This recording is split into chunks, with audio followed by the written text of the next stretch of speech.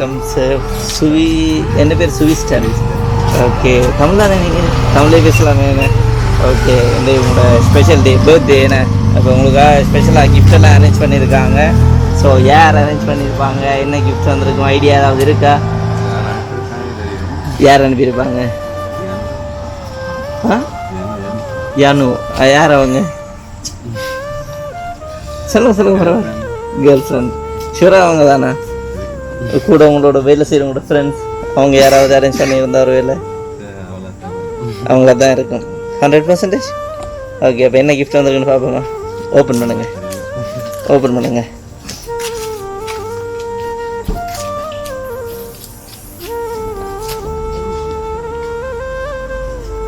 அப்படி பலூன்ஸ் எல்லாத்தையும் வெளியில் தட்டி விடுங்க. உங்களுக்கு உள்ளுக்குள்ளே ஸ்பெஷலாக கிஃப்ட் இருக்குது.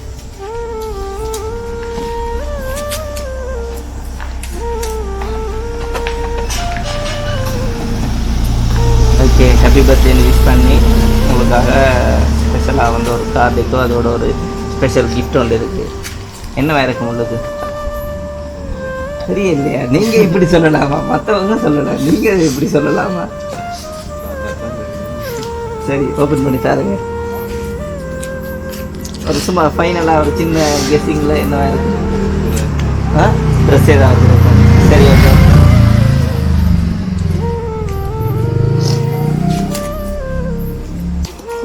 அதையும் ஓப்பன் பண்ணி வெளியில் எடுத்துருங்க, பார்ப்போம்.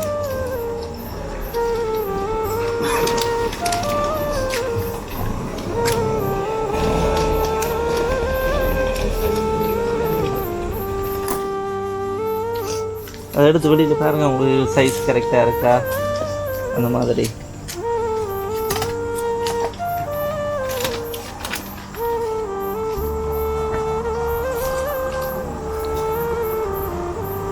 ஓகே இருக்கும்னு நினைக்கிறேன் நான். ஓகே, அதோட இன்னொரு ஸ்பெஷல் கிஃப்ட் இருக்குது. ஓகே, அதுக்கு முதல் எவ்வளோ காலம் உங்களோட கேர்ள் ஃப்ரெண்ட்? 7 இயர்ஸா? ஓகே, அப்போ எப்போ வெட்டிங்?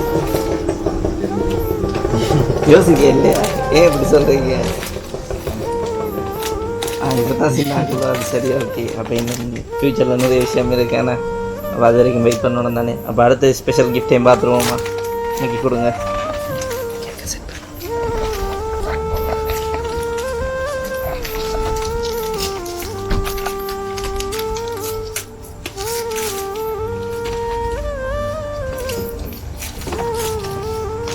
அப்படி எங்களுக்கும் காட்டிடுங்க. நல்லா இருக்கா? ஸோ எதிர்பார்த்தனீங்களா ஃபஸ்ட்டு அவங்கள்ட்ட இருந்து இந்த மாதிரி கூட பர்த்டேக்கு இந்த மாதிரி ஆச்சு? என்னென்ன எதிர்பார்த்தனீங்க? இந்த மாதிரி கிஃப்டெல்லாம் வெறும் சர்ப்ரைஸாக அந்த மாதிரி எதிர்பார்த்தீங்களா?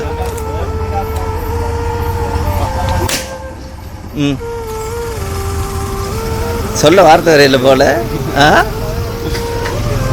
சரி, ஓகே. அடுத்த கிஃப்டையும் பார்ப்போம். என்ன?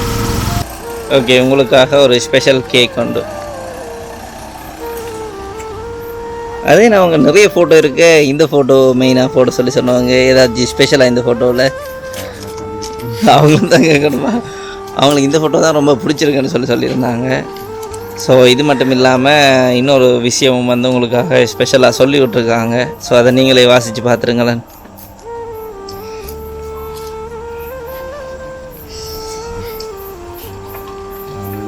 மறந்துவிட முடியாது உனக்காக தேடி வந்த அந்த அழகிய நாட்களை அவனிடம் பேசுகிறார் என்று கேட்கிறார்கள். எப்படி புரிய வைப்பேன்? அவனை என்னிடம் வந்து பேசினார் மட்டுமே தான் என்னால் பழைய மாதிரி சுதந்திரமாக பேச முடியும் என்பதை அவன் பதிலுக்காக காத்திருக்க முடியும்.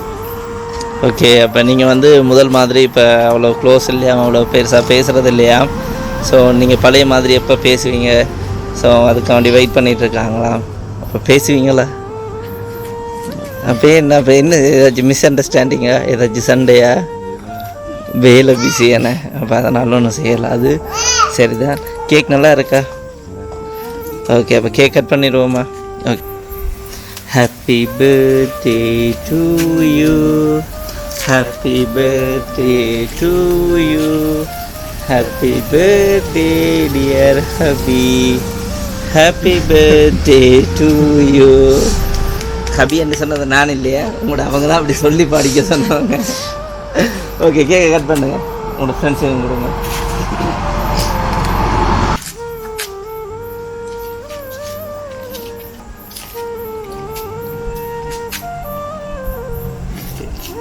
ஓகே அண்ணா, நீங்கள் ஹாப்பியா? ஹாப்பி. அப்போ அவங்களுக்கு ஏதாவது ஸ்பெஷலாக சொல்லி விட்றேன்ல. ஸோ அவங்க ரொம்ப ஃபீலிங்கோட ஒரு கவிதை கூட அனுப்பியிருக்காங்க, முன்னே மாதிரி பேசுகிறதுன்னு சொல்லி. வேலையாக இருக்கிறதுனால அவ்வளோ பேசுகிறது என்ன.